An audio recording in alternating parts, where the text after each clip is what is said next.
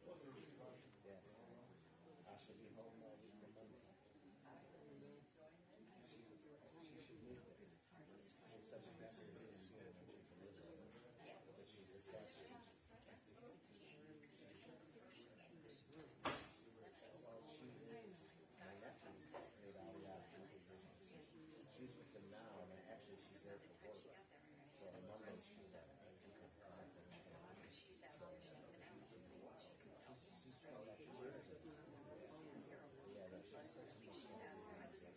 I said to her, she's like, if I walk her my house, to the breakfast, the staff and the James the same way. It's got to be within the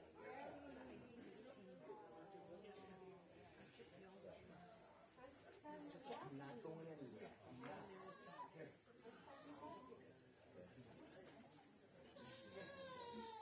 Okay. Everybody wants me.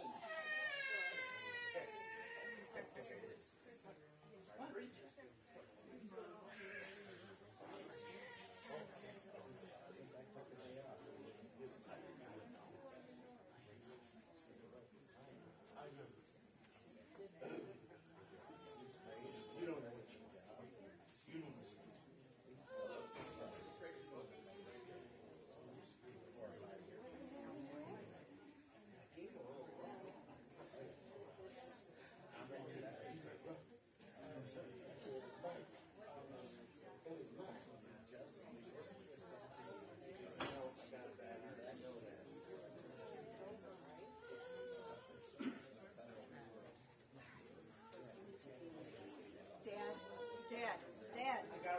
Dad, come here.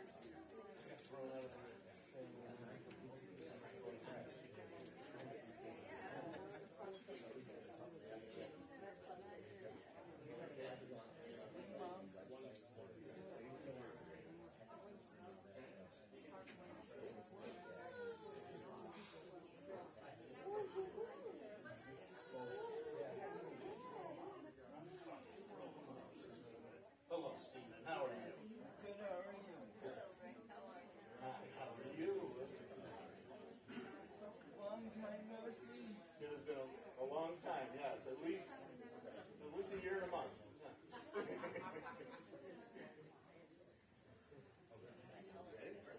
You ready?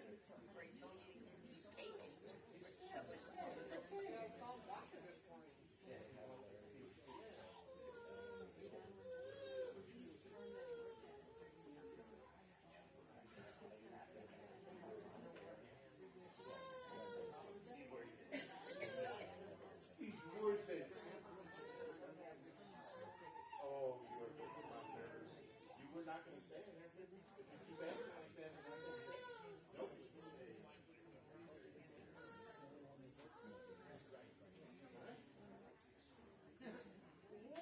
How old is he? A year and 1 month. He's got a big mouth. Yeah.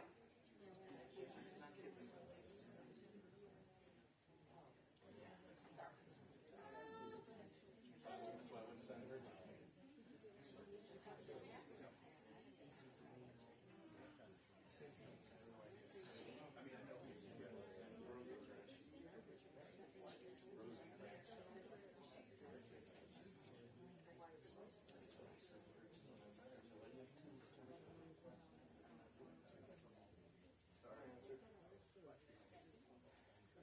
Can I sit? Please, while you're doing that?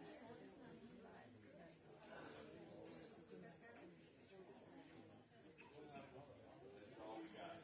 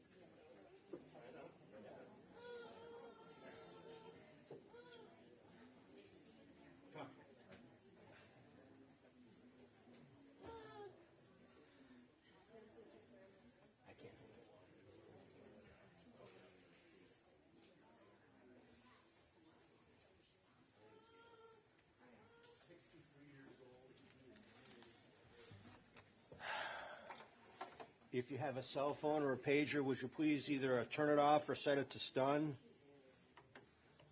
Stun, it's a Star Trek thing, and it's only since 1968. Stun. Like, set phasers to stun. Because you know you're here, and there are many people that, well, they don't know you're here. They're going to be calling you, and you're going to go, oh, I forgot to turn off my phone, I didn't remember. Just put it to silent or whatever. Because Sally liked to talk. But we want to talk about Sally here for a minute, so just turn off your phone if you can. Baruch Dayan HaEmet, we praise the Judge of Truth. We gather this morning to pay tribute to your dear Sally Solomon. And so let us begin with Psalm 121. I'm at the tail end of a cold after a few weeks. There's nothing left. And my voice isn't left either, so sorry about that. Esai enai el haharim me'ayin yavo Ezri. Ezri me'im Adonai oseh shamayim va'aretz.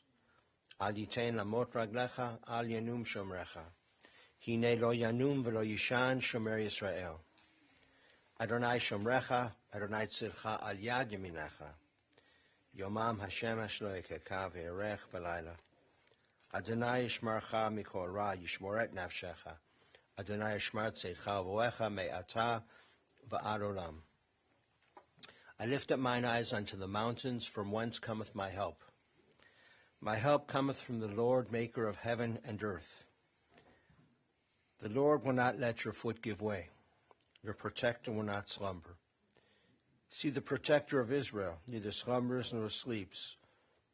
The Lord is your guardian. He is your protection at your right hand. The sun will not strike you by day, nor the moon by night. God will guard you from all harm. He will guard your soul, your going and your coming, now and forever. Death has taken our dear Sally Solomon. Friends grieve in their darkened world. In their silence there is lamentation. In their tears there is loneliness.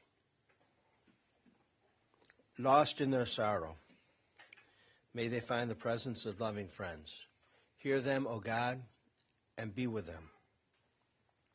For Sally's love that united many people in life, and which death cannot sever. For her companionship that was shared along life's path, and which continues through the tenderness of memory.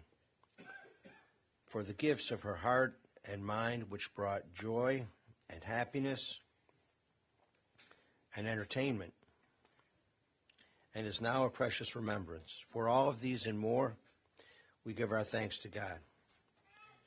It is a time of grief and sadness, and so we listen once again to the voice of our sacred scriptures from Sefer Tehillim, from the book of Psalms. It tells us of the ever-new message of God's nearness. It tells us of our kinship with the Creator, in light as in darkness, in joy as in sorrow, in life as in death. Together let us recite in English the 23rd Psalm. The Lord is my shepherd, I shall not want. He maketh me to lie down in green pastures. He leadeth me beside the still waters. He restoreth my soul. He guideth me in straight paths for his name's sake. Yea, though I walk through the valley of the shadow of death, I will fear no evil, for thou art with me. Thy rod and thy staff, they comfort me. Thou preparest a table before me in the presence of mine enemies. Thou hast anointed my head with oil. My cup runneth over. Surely goodness and mercy shall follow me all the days of my life, and I shall dwell in the house of the Lord forever. This morning, we have those who will be eulogizing Sally, grandchildren. Karen will come forward, then Justin, and Teresa will come forward to speak of dear Grandma.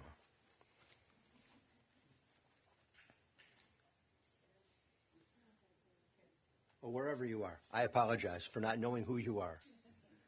I know who you are now. Come forward, Karen. My condolences. Pardon me? No, she's not. Okay. But she might be a surprise at the end. She said, if I totally fall apart now, I'm not speaking. I said, we'll see how you are. It's up to her. Very understandable. Thank you. Hello, everyone. I'm honored to be here to honor our wonderful Sally.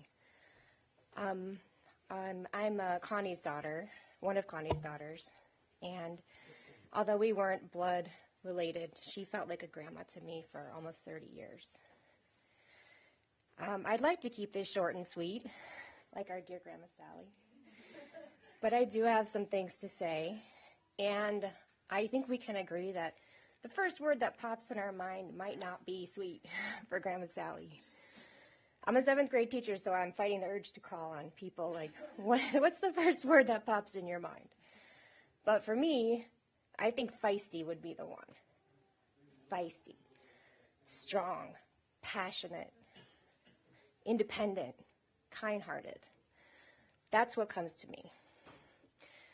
And what really inspired me about her was her unending optimism, her positivity. And my mom and I talk about it all the time. She was just amazing. She inspired us because, you know, we fight our pessimism. I think a lot of people do. It's rough. But my mom calls it going to Sallyland, where everything will be okay. We have to have faith. We believe that this will turn out for the best. And that's just, for example, when I talked to her on the phone during the COVID lockdown, it was so horrible. She was lonely. I'm sure she was lonely and feeling isolated. Because we know how social she was. That was her lifeline. And a big part of that was taken from her. And I never heard her complain. When we talked, she was always positive. She said, when this is over, we're all going to get together, we're all going to be together, and it's going to be okay. And we all know that she lived for her grandkids. That was just a huge part of her life. So she focused on the positive events in the future. So I just admire her so much for that. And she's an inspiration to me to go to Sallyland whenever my pessimism wants to rear its ugly head. And of course, she was so funny. Last time I talked to her, her health was failing, and I asked her nervously, how are you feeling, Grandma Sally? How are you doing? And in her booming voice, the booming voice we all loved, she said, I'm a pain in the tuchus. Except she didn't say tuchus. She also enjoyed the expression, I'm a pain no pill can reach. And I mean, seriously, how could you not love her? Another thing that was funny were her nutritional choices, or lack thereof. I make sure to omit this from my conversations with my 7th grade health class about nutrition. Did you know, children, that you can not only live, but thrive on a diet with staples like hot dogs, banana nut muffins, and chocolate, and good hot coffee? So we skip over that. I wonder if the orange juice was the saving grace there. She was amazing. When my kids don't want to eat properly at home, they cite Grandma Sally. Look at Grandma Sally. She's great. I'm like, those are some really good genes in there. She was just amazing, really amazing. And there's only been one time that I've heard her sad, and that was when her health was failing, and all she said was, Karen, I don't like being sick. She didn't complain. She was very strong. She sounded so tired and sad, and it broke my heart to hear her like that. But I take solace in knowing that she's no longer feeling sick and fatigued and out of breath, and that she's at peace now.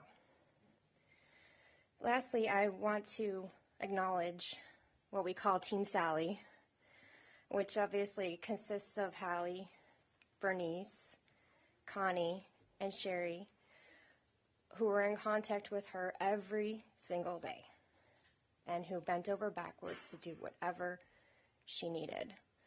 And their kindness and their time and their assistance and their thoughtfulness deserves to be recognized. Grandma Sally was very fortunate to have Team Sally. So go Team Sally, and Sally will love you. We love you. We'll miss you. And your inspiring optimism and your deep love of your family will live in our hearts forever. Thank you. And to those words spoken as a prayer, let us say Amen.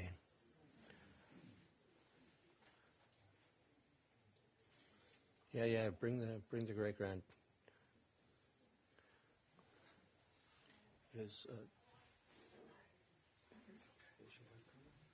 She's going to come up after me. Oh, yeah. Ivy had a few words she'd like to say. My grandmother would have liked that. I'm often kind of known for writing long, drawn-out remembrances. And when my uncle asked me if I wanted to say some words today, I had first said that I didn't, not because I didn't want to remember my grandmother, but because I just was not going to have the time to sit down and write something that was going to be sort of what I'm used to being able to offer, right? And I thought about it, and I talked to Teresa about it, and we both kind of realized that that wasn't really what my grandmother would have wanted. She would have wanted something much less formal, much less, stuffy and stiff-collared than that. And so I decided that I did want to say something, but I was going to keep it, well, to reuse what someone else said, was short and sweet. There are really three things that come to mind when it comes to my grandmother, and that was that above and beyond all else, family was the most important thing in the entire world. And that was not just blood family, that was acquired family, friends, everybody that she met that she ended up just absolutely jiving with, because there were very few people out there that couldn't sit down at a table with her and just instantly strike up a conversation.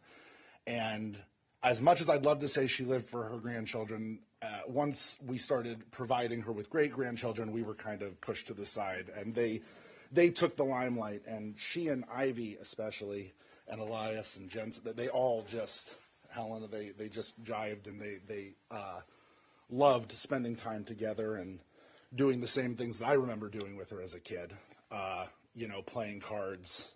My oldest, Helena, is now addicted to war and to go fish, and that is going to be a legacy that carries on. And then the third thing that I know was that my grandmother loved just the absolute dirtiest jokes. Just if the dirtier the joke was, the more she just absolutely loved it. And of course, when I was little, I did not get to hear them. But as I got older, it became a staple of our phone call conversations. She would call me and she would say, "I've got a joke for you." And then I'd have to leave the room inevitably because I was on speakerphone. But the last joke that I shared with her, I think is one that I wanted to share here because it is appropriate. I don't want anybody to panic that this is not the right setting.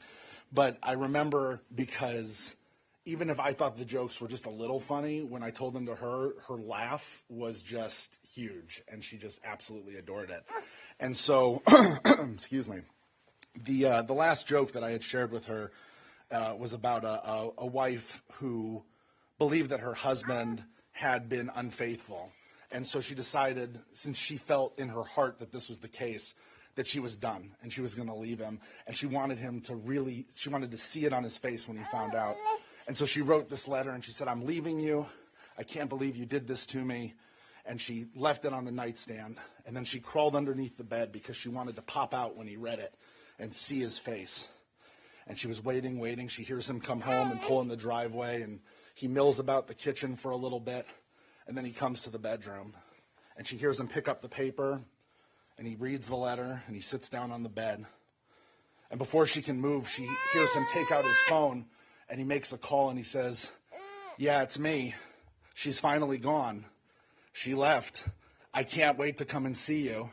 Where should we meet?" And then there's a pause, and he goes, "Okay." And she hears him writing something on the piece of paper.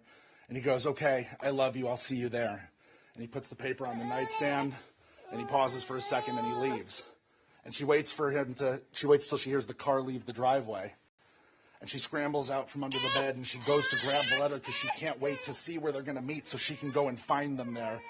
And she picks up the letter, and it says, "I saw your feet under the bed. I'm going to go get some milk. I'll be back in 5 minutes."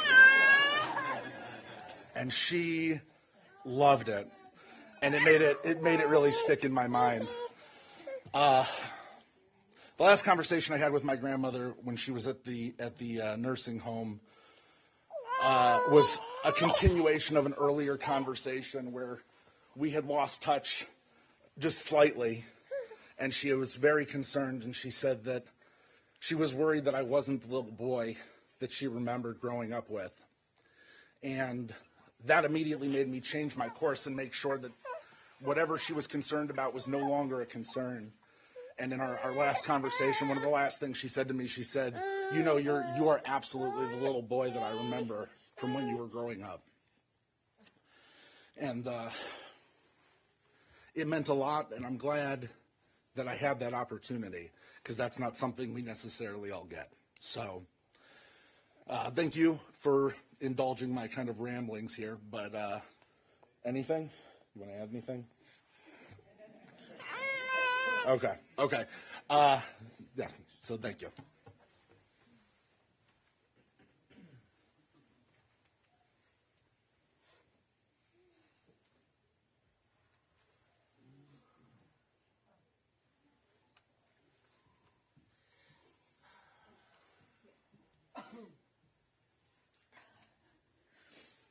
So, it seems like a lot has been said about Sally. What could I possibly have to say? I think to myself quickly as I stand up here. And one of the many larger-than-life qualities that I really loved about Sally was when she told you a story. Sally told stories a lot, and she was never overly concerned with facts. So the first time I sat down with her, she told me about how her brother nearly took down the Canadian government single-handedly from his gas station in Canada. And I sat there somewhat dumbfounded, thinking to myself, I'm sure I would have heard of this, or maybe someone would have said something about it. And afterward, Uncle Phil and Justin and everyone, they were like, no, that's just Grandma. She tells these stories, and you got to take them with a grain of salt. Okay. But I always really enjoyed these stories. I never wanted to just brush them off, because despite the fact that her relationship with facts was a loose one, I think at the core of her stories were truth, which is sometimes separate from facts. For example, in the story about her brother, he didn't take down the government. But I think what Sally was telling us was a story of a sister who saw a brother who was larger than life. And to her, he was the David against Goliath. He could go up against anything. And that was part of the Halpert spirit. Her brothers and sisters who were scrappy and hardy and so inspirational and motivational to her, and how much she loved her siblings. When she would see me, every time Justin and I would laugh, because she would look at me and say, "You look great." And I frequently did not look great. I frequently looked like I had gotten into a fight with a pack of wild dogs and lost. But Sally insisted that I looked great.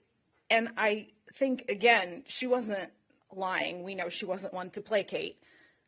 But I think she was looking at me and not seeing the bedraggled mother, but seeing someone that she really loved, and seeing past maybe some of these more worldly things into the greater truths of her life, which were about family, about friends, about relationships, and about the love that binds us together. I will desperately miss her stories. I will desperately miss her companionship. I will miss laughing with her. I will miss watching her play cards with my oldest while holding my youngest on her lap and telling him that he is a good card player. But I know that as long as those of us that are still here carry those kernels of truth about love and life and optimism, that she'll be with us forever. So I'll miss you, Graham.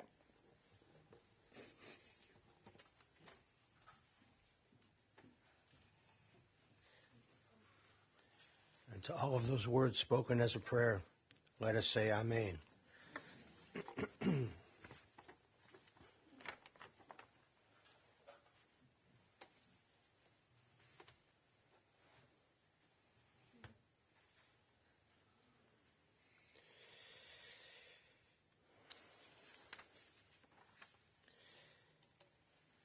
So as we gather to fulfill this solemn obligation of paying our respects to the memory of your dearly departed Sally Solomon, we realize that this assembly of friends and loved ones is a support and a comfort to those who are filled with sorrow. Sally lived her life according to her own desires. She did things her way. As you know, she loved to tell stories, she loved to tell jokes, she loved to talk. She loved to play bingo. She loved to play Maj. It's on the tie. She loved to play canasta. And earlier in her life, she actually loved to bowl. She loved her children. And the truth is, yes, she loved her children, but she really, really, really loved her grandchildren. And then when the grandchildren, as Justin said, provided the next generation, she really, really, really loved her great-grandchildren. They were her world, and they brought her boundless joy. And yesterday, as Philip and Connie and Hallie were talking on the phone about Sally, it was a profound reminder of this week's Torah portion. The parashah this week is actually a double Torah portion, Vayakel Pekudei, and we're at the end of the book of Exodus. And in this Torah portion, among many, many things, one of the things is, and we'll read it this Shabbos in Shul, is Our ancestors were commanded to bring materials for the construction of the Mishkan, the tabernacle. As they schlepped through the wilderness, they're going to build a Mishkan. They finish it at the end of Exodus, and then when they make camp, they put it up. When they break camp, they take it down. They go to the next place, they put it up. It's a place to commune with God. And so they were commanded to bring materials for the Mishkan. And everything was going according to plan. Everybody was bringing according to his heart or her heart, whatever the materials were. But there was just one problem, and this would have been a great long story for Sally to tell. There was just one problem. Our ancestors didn't know when to stop bringing. And it says right here in the Torah, Exodus chapter 36, verse 6, please check it on the Ethernet, wherever you are. Moses proclaimed, let no man or woman make further effort toward gifts for the sanctuary. And so last night, as we talked about Sally, it was a reminder of this teaching because in so many ways, she didn't know when to stop either. She was who she was. She did what she wanted to do. She told her stories, and then she told her jokes. And most of the time, you wanted to hear them. But even if you didn't want to hear them, she was going to tell them to you anyway. She didn't know when to stop. And she loved her grandchildren and her children and her great-grandchildren and her friends. And thank God she didn't know when to stop doing those things either. Doing all of those things. Sally Halpert was born here in Cleveland. The family spent some time living in Kinsman. And then there was some time the family lived in Ashtabula County. And she went to high school out there. She was born June 23rd, 1930, and her parents, Joseph and Fanny Halpert, of blessed memory. She was the sixth of 7 children, and the baby is here. Here we have, of blessed memory, Paul, Max, Jack, Rose, Ned, Sally, and Bernice is here. And so we offer our condolences to you as well. It's when you're a baby, and you're really a baby, it's something. But when you get to be in the upper ages and you're still the baby of the family, it actually fills you with a little bit of, I think, a little bit of joy to know that I'm still the baby. And condolences to you, Bernice, and your husband, Don. As family lore tells it, Sally wasn't thrilled when she met Eli Solomon. When they first met, she wasn't thrilled with him. But he was a persistent fellow, and he pursued her, and she finally went out with him, and then they were married January 13, 1957, and they shared a life of 26 years at the time of Eli's death in 1983. And she's been a widow for 40 years. So you think about how life goes for you, and you're married. Things are going pretty well. You have kids. You've got some grandkids, and then your loved one passes. It's a sadness, and she was changed by that, and yet she was feisty, and she carried on. So here are the names of the children, the grandchildren, and the great-grandchildren. If I make a mistake, just call it out. Connie especially. She would definitely do that. All right. All right, Philip and Hallie. Philip married to Connie. All right. Hallie married to Steve. Grandchildren. Christine, Karen, her husband Laurent, Justin, his wife Teresa, Lauren, significant other Eric, and then all the great-grandchildren. Gabriella, Frank, Isabella, Gabriel, Ava, Julian, Helena. I can pronounce that because of Helena Rubinstein. Remember that fad? What is it, like hair shampoo or makeup or something? But I remember that one. Helena, Elias, Ivy, Jensen. So as Philip said, they got married, and then 9 months later, I showed up. And as Phil and Hallie talked, you know, she cared and she loved for us in her own way. She lived her life as she wanted to. And she told her stories. Then Hallie mentioned some of them were far-fetched, but there were truths in there. She had a good heart. And Cousin Marvin Halpert from Canada said he loved spending time with Mom because of the stories that she could tell from 50, 60, 70 years ago. And he said, I'm jealous of this because when you lose that institutional memory, family institution, that institutional memory, it's lost. And Philip said, we would go to Canada every summer and visit them, and one of the cousins would come down and stay with us. Mom couldn't cook or bake. But when we were younger, she did that stuff for Passover. So we did all that stuff for Passover when we were younger. The grandkids and the great-grandkids were her world, and they brought her the most joy. And she loved bingo and maj and canasta. And Connie said, she added, she was my mother-in-law for 29 years, and she became a best friend, especially when she moved back up here from Florida, like 2015. And she lived with Connie and Philip back and forth when she needed it over the last 8 years. Being Jewish was very important to her.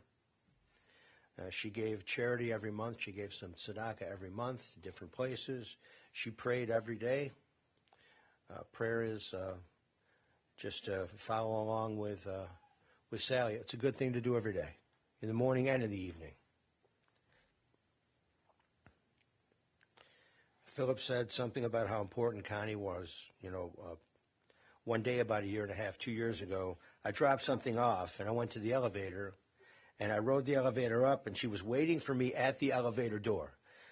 And she didn't say, hi, son, I love you. She didn't say anything like that. Where's Connie? I want to see Connie. For any of us who have had parents or still have parents, sometimes Mom speaks the emes. She speaks the truth. That's what Philip, you were okay, but Connie,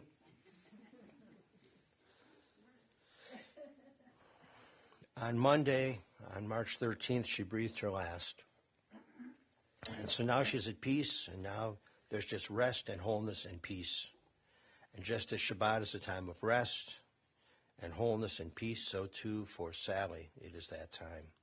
Her soul is returning to God, and to be with the souls of her dear husband and relatives and ancestors of our people. We learn this in the book of Ecclesiastes in Kohelet, chapter 12, verse 7. The dust returns to the earth as it was.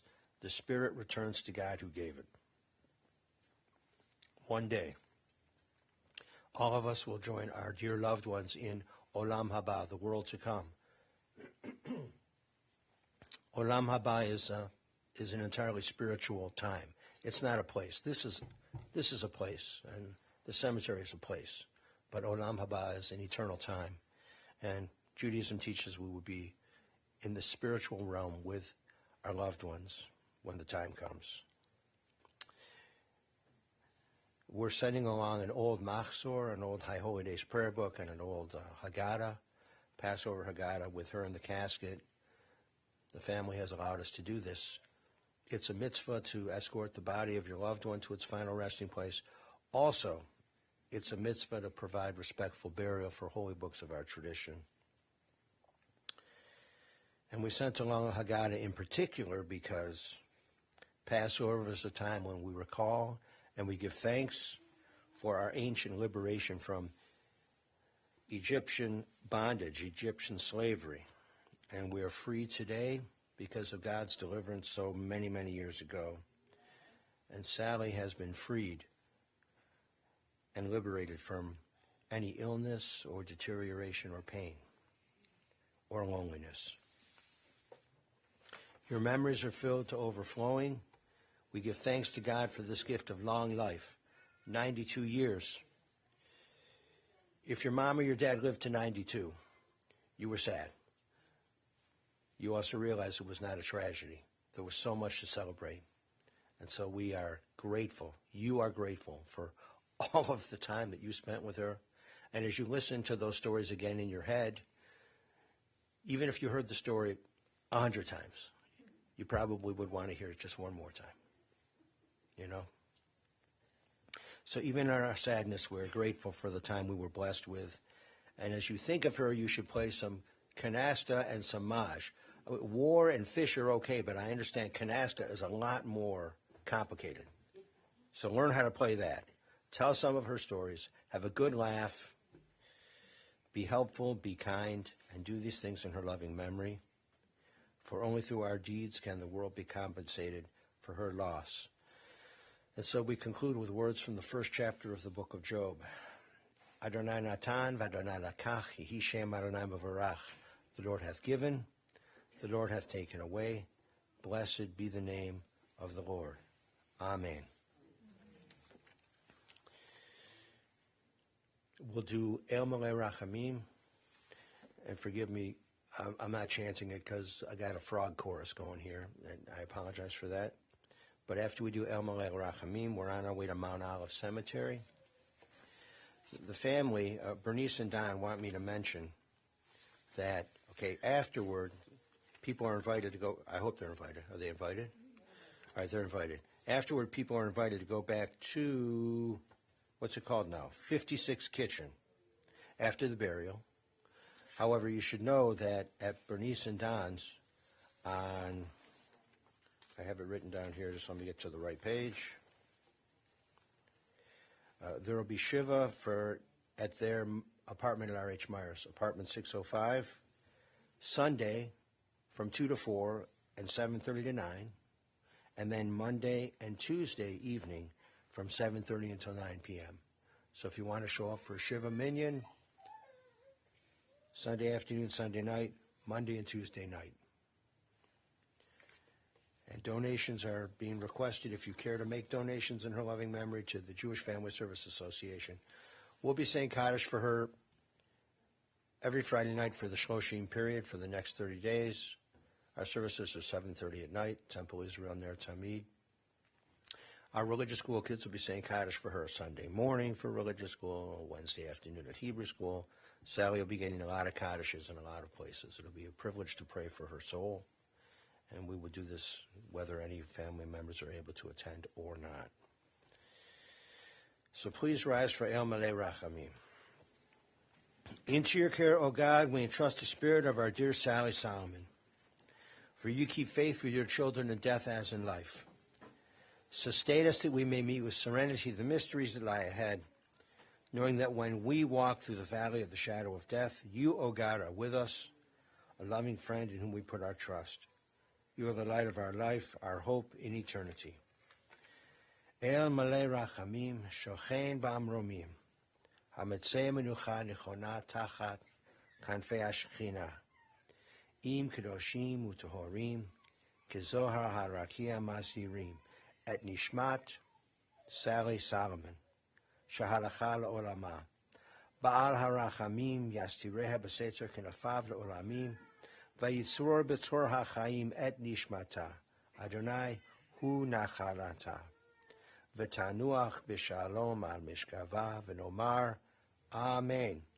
Compassionate God, eternal Spirit of the universe, grant perfect rest in your sheltering presence to our dear Sally Solomon. She has entered eternity. O God of mercy, let her find refuge in the shadow of your wings, and let her soul be bound up in the bond of everlasting life. God is her inheritance. May she rest in peace, and let us say, Amen. And now the funeral directors will come in, and we will go in procession to Mount Olive Cemetery.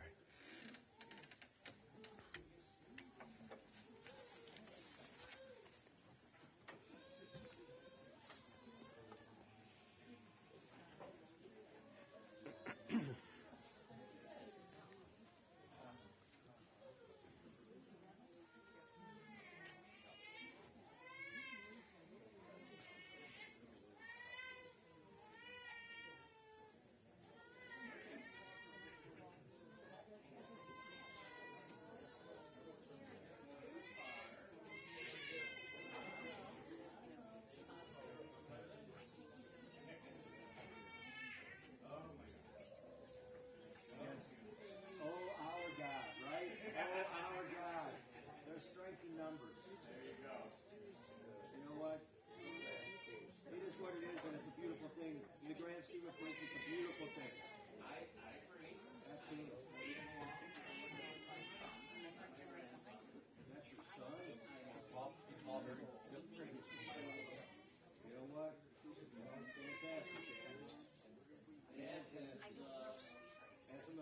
It's a life-affirming event, that's for sure. Yeah.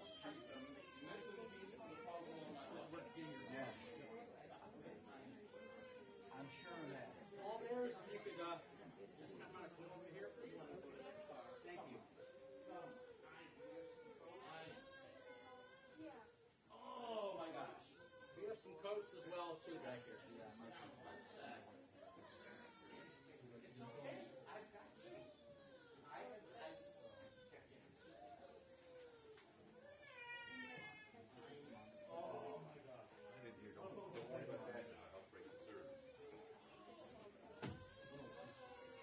Pallbearers, those that are going to be acting as pallbearers, I have gloves for you, please. Do 6 and 8.